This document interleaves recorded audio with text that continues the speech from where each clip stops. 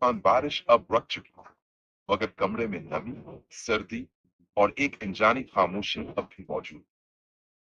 अफान की आंख खुली तो सूरज बदम करने पर्दे के पीछे से अंदर आ रही। कुछ लम्हों के लिए उसे याद नहीं आए कि रात को क्या हुआ था। फिर निगाह बेड पर पड़ी। गीली चादर, अंगूठी और वो कागज, सब कुछ वहीं मौजूद था। दिल की धड़कन अचानक तेज हो गई। ये ख्वाब नहीं था, उसने मुद्दम आवाज में कहा। वो आहिस्ता से उठा, कागज को हाथ में लिया।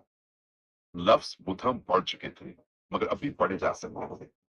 मैं वापस आ गई हूँ, हमेशा के लिए।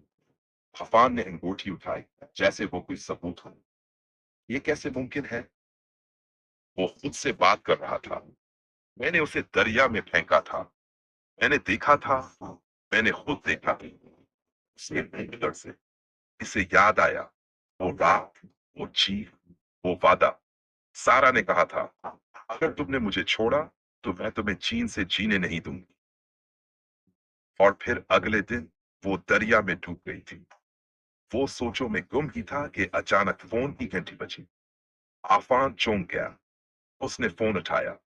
स्क्रीन पर कोई नाम नहीं था, बस एक खाली नंबर। दिल की धड़कन जैसे वैसी। उसने कॉल काट दी, लेकिन फोन दोबारा बजा। फिर तीसरी बार। आफान के हाथ कांपने लगे। आखिर उसने कॉल रेसियो कर ली। हेलो। चंद लम्हे खामोशी छाई रही।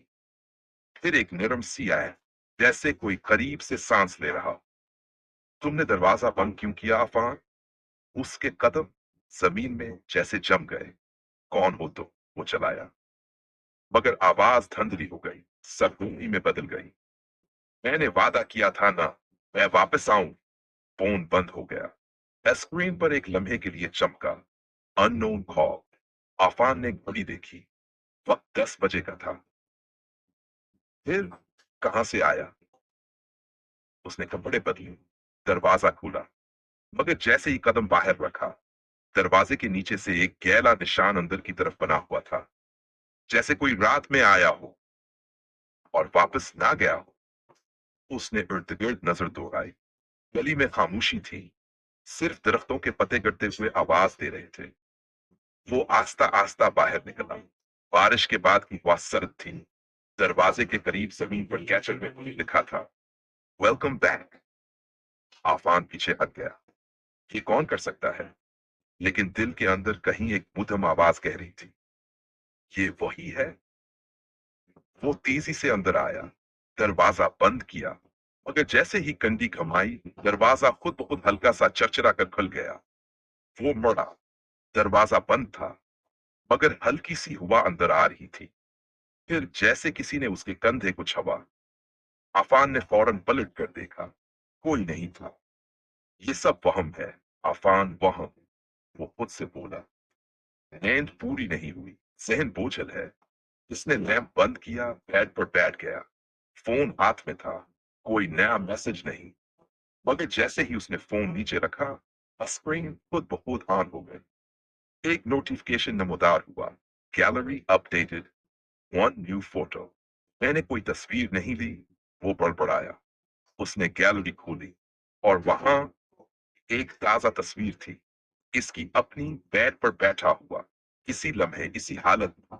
और तस्वीर के कोने में एक धुंधला चेहरा, सारा। आफान के हाथों से फोन छूट गया। वो उठ खड़ा हुआ। कमरा खाली, कोई नहीं। ये सब मुमकिन नहीं। वो कपकपाती आवाज में बोला, कोई मेरा फोन हैक कर रहा है। हाँ, यही बात है। वो कमरे से बाहर निकला। लान में पहुंचकर आसमान की तरफ देखा। बादलों में वही शोर था, जैसे कोई सांस ले रहा हो। एक ठंडी हवा गुजरी और दूर से किसी औरत की हंसी सुनाई। वो थम, मगर बाज है। वो भाग कर वापस आया, दरवाजा बंद किया। दिल धड़क रहा था।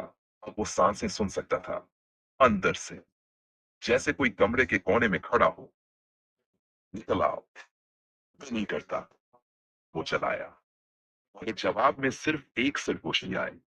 डरना तो अभी शुरू किया है तुमने। बल्ब एक लम्हे को जलाया, फिर जला। कमरे की दीवार पर किसी ने अंगली से कुछ लिखा था, नमी से, जैसे पानी के कतरों से बनाया गया हो। लफ्ज चमक रहे थे। I never left। आफान के हाथ कांपने लगे। उसने पीछे मुड़कर देखा। बेड पर वही चादर, अब और ज्यादा गहरी। चादर के नीचे से पानी बह रहा था। वो करीब गया, चादर उठाई।